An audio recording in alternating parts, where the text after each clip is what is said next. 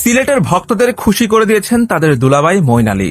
নাসির হোসেনকে তুলোধুনো করে 8 বলে 28 রানের ক্যামিও ইনিংসের পর বল হাতে শিকার করেছেন গুরুত্বপূর্ণ 2 উইকেট। সিলেট টাইটান্সকে জিতিয়ে শ্বশুরবাড়ির মান রেখেছেন সিলেটি জামাই মঈন। এবারে বিপিএল এ প্রথম ম্যাচে মাঠে নামার সুযোগ পেয়ে কাজে লাগিয়েছেন আরিফুল ইসলাম। দলের হয়ে সর্বোচ্চ 38 রান করেন তিনি। ইমন, আরিফুল, মঈন, ওমর জাহিদের ব্যাটে ভর করে 181 রানের বিশাল টার্গেট দেয় সিলেট।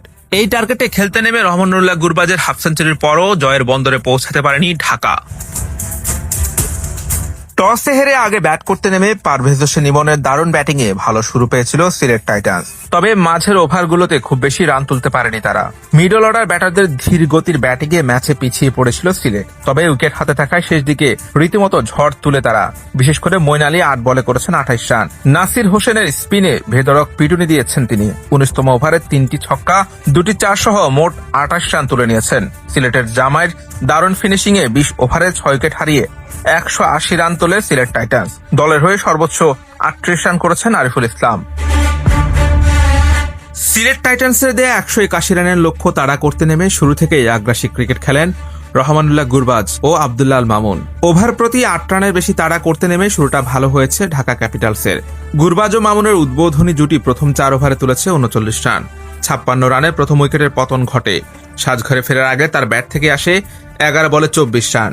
এরপরই ব্যাট করতে নামেন গত ম্যাচের সেরা পারফর্মার নাসির হোসেন। বল হাতে নিজের বোলিং কোটার শেষ ওভারে দেন 28 রান। সে কারণেই সিলেটের রানটা গেছে 180 রান পর্যন্ত।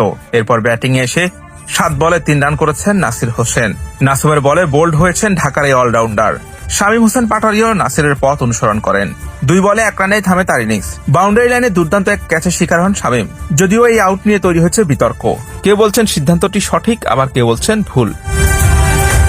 পরপর 2 উইকেট পড়ার পর হাল ধরেন গুরবাজ সাইফ হাসান। ঢাকার ভক্তদের জয়ের স্বপ্ন দেখান তারা। তবে সেটাও বেশিক্ষণ স্থায়ী হয়নি। দলীয় 104 রানে আউট হন গুরবাজ। 44 বলে 51 রান করেন তিনি।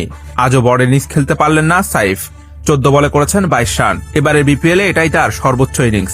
ঢাকা ক্যাপিটালসের ক্যাপ্টেন মিথুনও হতাশ করেছেন। 7 বলে 7 রান করে ড্রেসিং রুমের পথ ধরেন। পথ হারানো ঢাকাকে আর কেউই পথ দেখাতে পারেননি। ইমাদ ওয়াসিম, সাব্বির রহমান সবাই হয়েছেন একে একে ব্যর্থ।